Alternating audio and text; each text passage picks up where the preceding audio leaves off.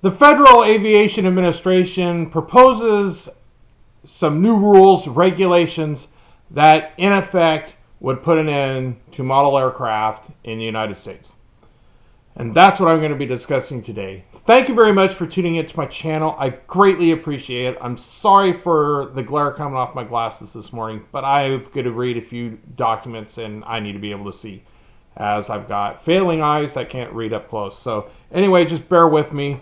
I want to thank you for watching, and what I'm discussing is the new regulation that the Federal Aviation Administration is putting in to put remote identification upon unmanned aerial systems, UASs, or in effect, remote control vehicles that fly in the national airspace. Models, if you would. This would include airplanes, helicopters, quads, mini quads, and they want to put remote ID on these aircraft.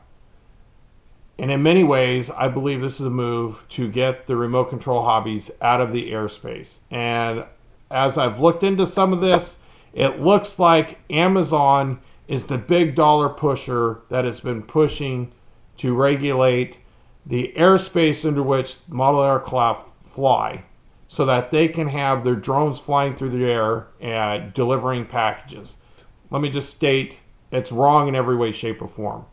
We are living in America where we're supposed to be the land of the free, the home of the brave, and we are slowly watching our rights deteriorate by these government bureaucracies who are unelected and continue to pass regulations that don't go through the vote of the people, let me put it that way. Or they're not created by our senators and congressmen who we put forth in our country to create laws. And in effect, these regulations become law. And they have teeth, prison time, prison sentences, heavy fines. And so we see the FAA wanting to take control of the model aircrafts. And this is a direct result of Congress failing to reinstate or renew the bill that was formerly known, or a part of a bill that was formerly known as the Special Rule for Model Aircraft number 336. And that special rule protected recreational and private model flying, hobbies, aircrafts that would be our remote control helicopters, planes, quadcopters, etc. And it protected the hobby industry and people who flew in the national airspace with their models from regulations by the FAA.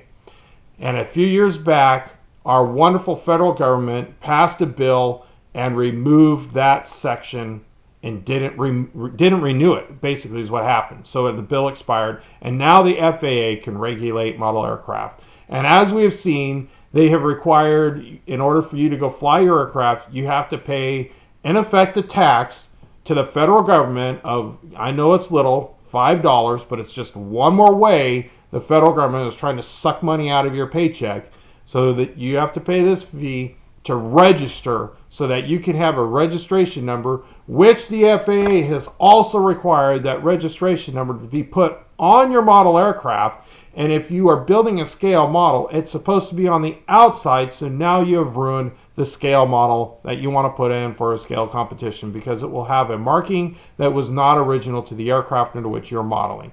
And for some modelers, they're real serious about trying to model a specific aircraft down to every last fine detail. And this ruins that. But that's minor. I still don't think we should have to register our model aircraft when we are living in a country where we're supposed to be free to do what we want and how we want, and that means to go fly our aircraft. Now, I also believe that we should be flying our model aircraft under the guidelines put forth by the Academy of Model Aeronautics. And, one of those guidelines is flying underneath 400 feet. And I would agree to that. We should be doing that. I also like flying my model aircraft under the Academy of Model Aeronautics certification membership, because it provides you insurance should you crash your plane and damage somebody's property and, heaven forbid, somebody's person. But what I believe this bill does more than anything is it's trying to protect American citizens from model aircraft bringing down commercial airlines. And more importantly, I believe this is being put into place so that myself taking my models and going out and flying them at a local park or an open field on private or public land, or flying at the Sky Knights membership field here in Boring, Oregon. And they're trying to get those aircraft out of the air so Amazon can have free reign in the space and fly their drones to deliver packages. And that is just completely wrong, that we are going to take the rights and the freedoms away from U.S. citizens who, by and large, are safe when they fly their aircraft. There are the few exceptions of the people that have flown really high and get up into commercial airspace. And, that's just wrong in many ways, shapes, and forms, and it's unsafe. And so I would agree that we should do something about that. But this regulation they're proposing will indeed put an end to model aircraft in the United States. One of the things in their proposal that they're going to do is they are only giving a 1-year period for a community-based organization like the AMA clubs to establish what they're referring to as an FAA recognized identification area. And they're only given that 1-month period to get those established through the FAA. After that, no new club fields could be established. And if you were to fly outside of one of those club fields, you would be required to have remote identification on your aircraft. And that's just wrong, period. But let's look at these FAA recognized identification areas. And one of the issues that comes up with those is a lot of clubs lease land from a citizen. And oftentimes those leases will expire, or the homeowner, the property owner, will no longer allow the clubs to fly on their property, and the clubs will have to move and try and find a new location to fly. Currently, the club here in the Portland area called Sky Knights, that has a field out in Boring, Oregon, leases a section of land. And should the landowner decide to terminate that lease, under this federal program, this new federal regulation, the Sky Knights would no longer be able to have a club field, because under the regulation, they wouldn't be allowed to move it someplace else. And so we could potentially see clubs throughout the United States, which has a long history of safe flying, become closed. And if you wanted to fly in the Class G airspace of our national airspace, you would require to have a remote identification on your models.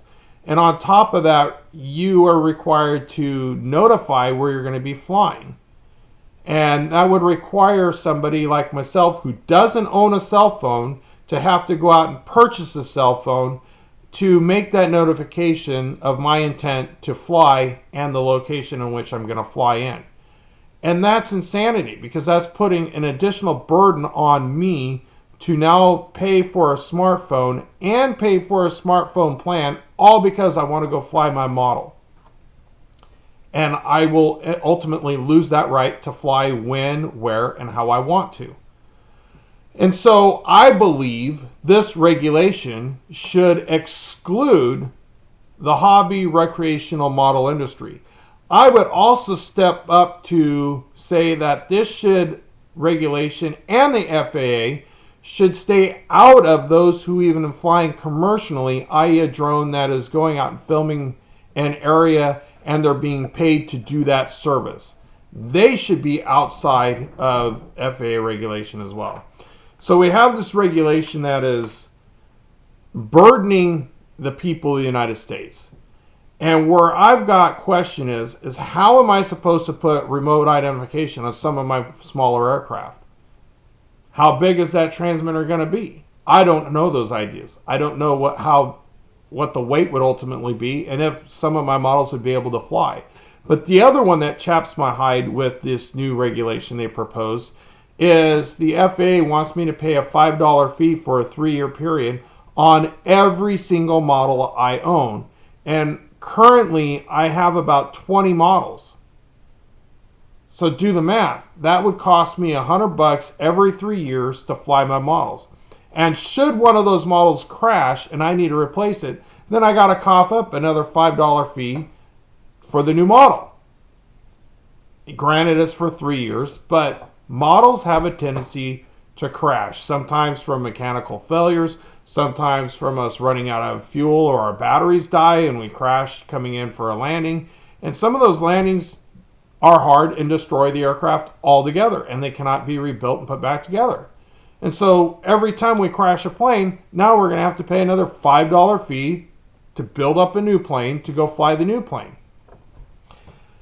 And so what am I getting at with this regulation is this is a burdensome regulation. If they want to make this regulation specifically for those commercial adventures for delivering packages, then I can see justification in having an identification that people on the ground or in the air can pick up and say, hey, there's a model in this location.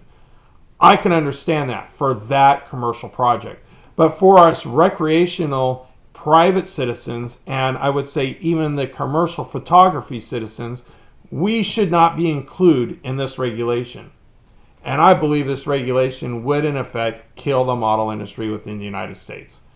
It's going to put a financial burden on everybody because, again, should one of those flying fields close like the one here in Bourne, Oregon, then I've got no choice if I want to fly but then to drive many miles to try and find the next FAA recognized identification area. But the other part to that FAA recognized identification area, should we say a flying field, that is also troublesome is the fact that they want to regulate how much space those aircraft are actually flying.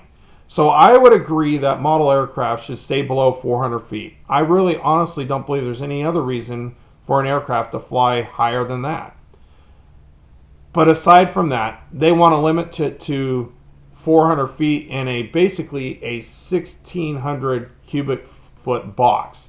And the problem with that is some of the larger models will eat up that space and then some. And that to me seems extremely unreasonable. This regulation should not affect those of us who are flying within line of sight. And I would include even those pilots who are flying FPV, as long as they are flying within what effect when their goggles are off, they could see their aircraft. And this regulation shouldn't be put upon us.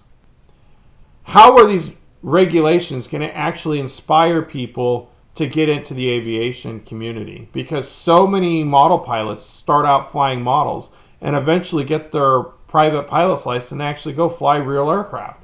And how is eliminating this model flying, the hobby industry that I enjoy a lot and other people enjoy in our country, can it encourage people to get into aviation when, like I said, this has been a stepping stone to people moving into the aviation, the flying full-size aircraft? And this is just wrong. Again, this is a government bureaucracy that, in my opinion, is out of control. And so what I'm calling for you today is there's a very short window for you to put your public comments in on this bill to the FAA. I just spent yesterday and wrote basically a 3-page document that I will submit. And I'm encouraging you to do the same. Maybe not a 3-page document, but if you go to Horizon Hobbies website, on their front page that comes up, click on the tab, you'll see it, and it will open up a link that discusses the FAA regulations that are coming out. And it also provides you a link on how to submit a letter to the FAA. They also give you suggestions on what you should maybe propose. And some of their suggestions I don't agree with, because I don't think any of us who are flying models within line of sight should be regulated, period. We should be free to do that wherever we want, whenever we want, with maybe a few exceptions like staying below 400 feet and not flying over people. Those to me sound reasonable. But aside from that, we should have our freedom to fly how we want, where we want, when we want. Doesn't matter if it's federal land, doesn't matter if it's county land, doesn't matter if it's a city park. We should be able to fly as long as we're flying in a safe manner and within visual line of sight. So please step up, make your voice heard to the FAA before the window closes. I believe the window closes March 2nd, so we got a very narrow window if you catch my video to make that. So what I am asking you to do today is to contact your US Congressman, your US Senator, and request that they would establish a law that would reinstate the special rule for model aircraft, Special Rule 336. Request that they do that so that the FAA's grubby hands would stay off of our models and off our recreational flying. The second thing I'd ask that you do is to contact the FAA through a link on Horizon Hobbies webpage. I'll put it in the description below where you can find it. Click on that link. It will open up a page that discusses the regulations in a summary. Also has a link that goes to this page where you can read the very long, lengthy document if you so choose to see how bad this document is going to kill our industry. And they also have a link where you could submit your thoughts about this regulation to the FAA. So please do it. The time to do it is now. It's about to close. It closes at the first part of March, I believe March 2nd or March 3rd.